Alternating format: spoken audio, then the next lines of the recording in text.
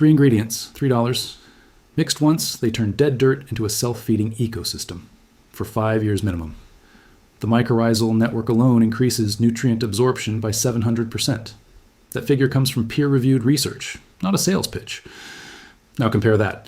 A single bag of Miracle-Gro runs $15 to $30. It lasts 2 months. Then your soil is worse than before you started, because the product kills the biology that would have made it unnecessary. That is not a side effect. That is the business model.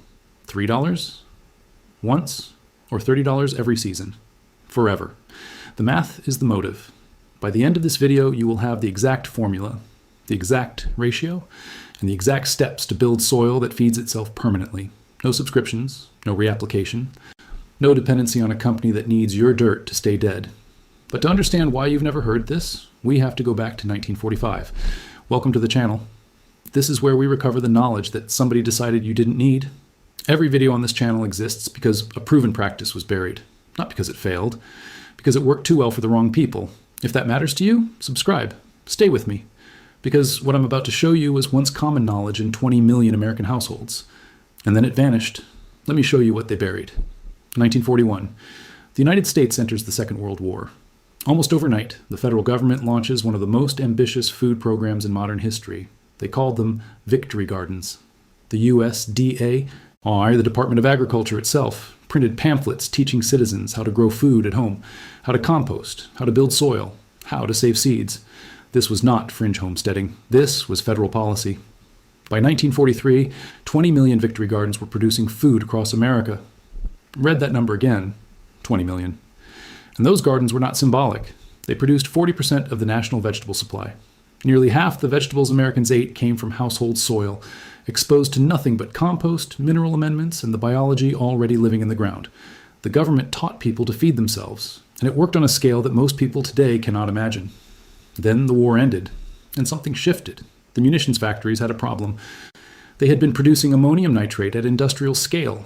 That is the nitrogen compound in explosives. When the bombs stopped falling, the factories didn't close. They pivoted. The same nitrogen that made bombs was rebranded to make your tomatoes grow. The factories didn't shut down. They just changed the label. The chemical industry needed a consumer market, and they found one. In your garden, in your farm, in every square foot of American soil they could reach. When the Victory Garden program was defunded, the pamphlets stopped printing. The cultural narrative shifted. Growing your own food went from patriotic duty to a sign of poverty. From something the government encouraged to something the market replaced, and the replacement cost $15 a bag every 2 months, forever. This was not accidental. An industry that had just lost its wartime contracts needed revenue. Ammonium nitrate had a buyer, and the buyer was you, so the program died. The knowledge faded. But the science didn't change. The soil didn't forget how biology works, and neither did a few people who kept paying attention. Now, everything I'm about to give you in this video is the complete formula. The full procedure. You do not need anything else to start. But I want you to know that this video is the surface of a much deeper archive. The vault contains extended historical research, additional soil formulas for specific conditions, water purification methods, long-term food preservation techniques, and survival strategies sourced from declassified government documents and pre-industrial agricultural records. No fluff, no filler. Every entry is something you can use. Well, the link is in the description, but stay right here. Because what comes next is the science that makes this permanent, not temporary, permanent. Let me show you exactly what happens in the soil when these 3 ingredients meet. The first ingredient is rock phosphate. This is a mite mineral, not manufactured, mined from natural deposits. And unlike synthetic phosphorus fertilizers that dissolve in the first heavy rain and wash into your local waterway, rock phosphate breaks down slowly, over 5 years. It releases phosphorus at a rate that plant roots can actually absorb. Phosphorus drives root development, flower formation, fruit production. 1 application, 5 years of slow, steady release. No runoff, no reapplication. The second ingredient is azomite. This is a natural volcanic mineral deposit mined in Utah. It contains over 70 trace minerals. 70. Now compare that to the synthetic fertilizer on the shelf at your garden center. Read the label. You will find 3 minerals: nitrogen, phosphorus, and potassium. 3. That is all they give you, because that is all they need to give you to make the plant look green in the short term.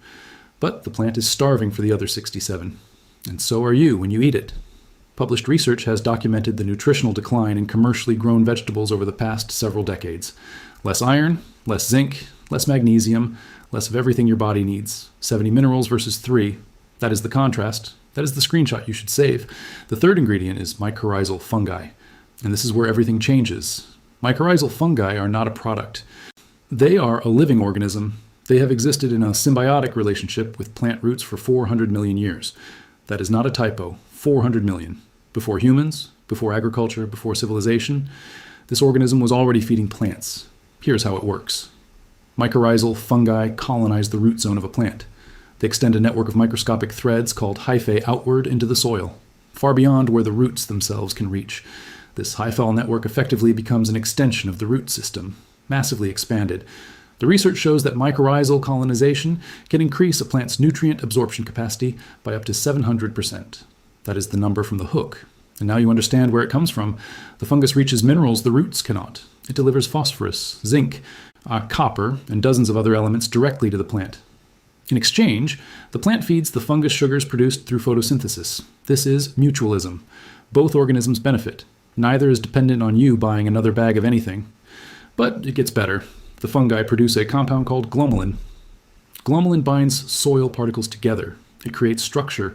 It improves water retention. It prevents erosion. The fungus is not just feeding the plant, it is building the soil itself.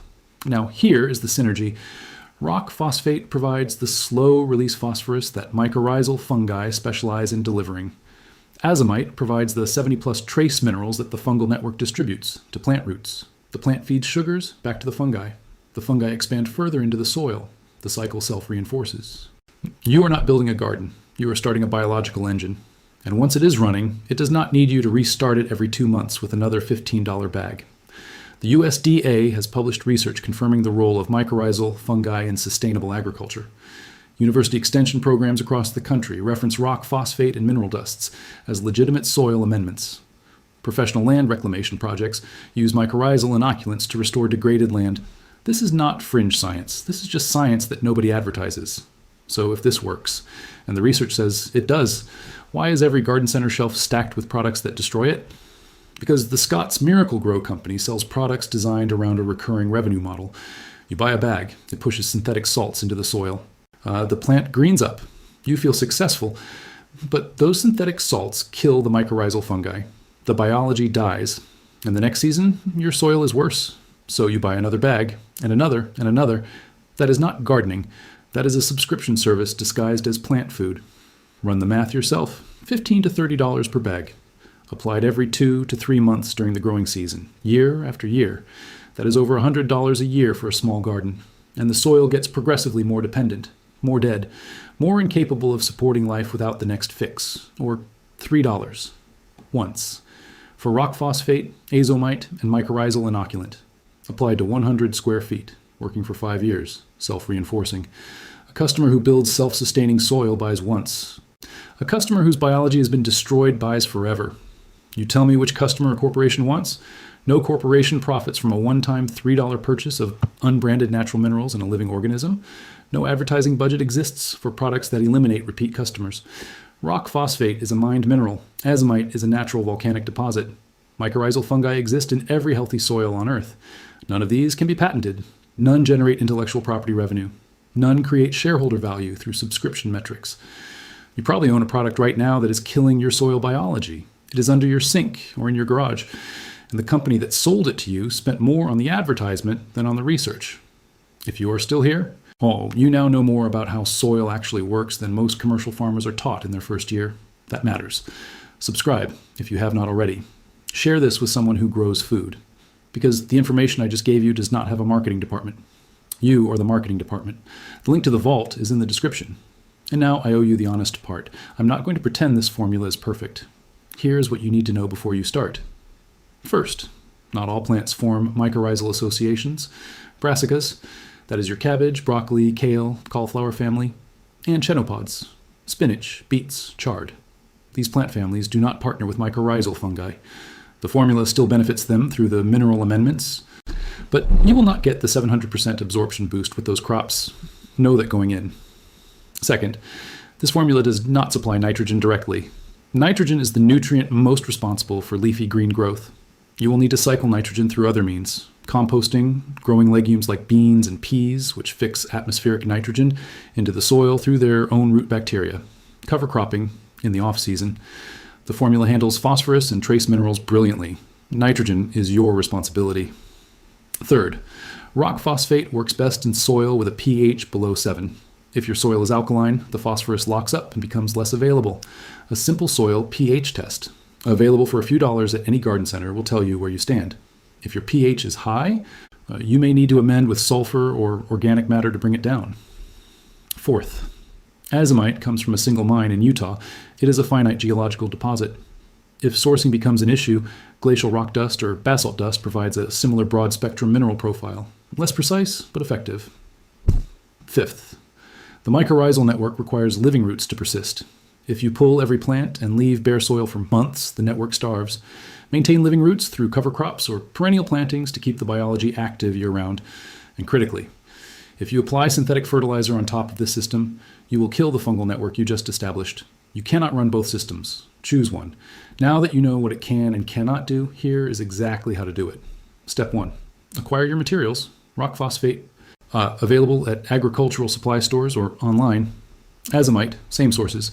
Mycorrhizal inoculant, sold as a powder or granular product containing spores of species like Glomus intraradices. Total cost for 100 square feet, approximately $3. Step 2. Test your soil pH. Use a simple probe or test kit. You want a reading below 7 for optimal rock phosphate availability. If you are above 7, amend with elite sulfur or peat moss before proceeding. Step 3. Mix your dry amendments. The ratio is 2 parts rock phosphate, 2 parts azomite, 1 part by volume, 2 to 2 to 1. Combine in a bucket or wheelbarrow. Step 4. Spread the mixture evenly across your planting area. For 100 square feet, you need approximately 4 to 5 cups of the combined mix. Step 5. Incorporate to a depth of 6 to 8 inches. Use a garden fork or broad fork. Do not rototill if you can avoid it. Tilling destroys existing soil structure and fungal networks. Turn and loosen. Do not pulverize. Step 6. Apply mycorrhizal inoculant directly to the root zone. This is important. The spores need contact with roots to colonize. When transplanting, dust the inoculant into the planting hole. When direct seeding, sprinkle it into the seed furrow. Do not broadcast it across the surface. Root contact is essential. Step 7. Plant and water.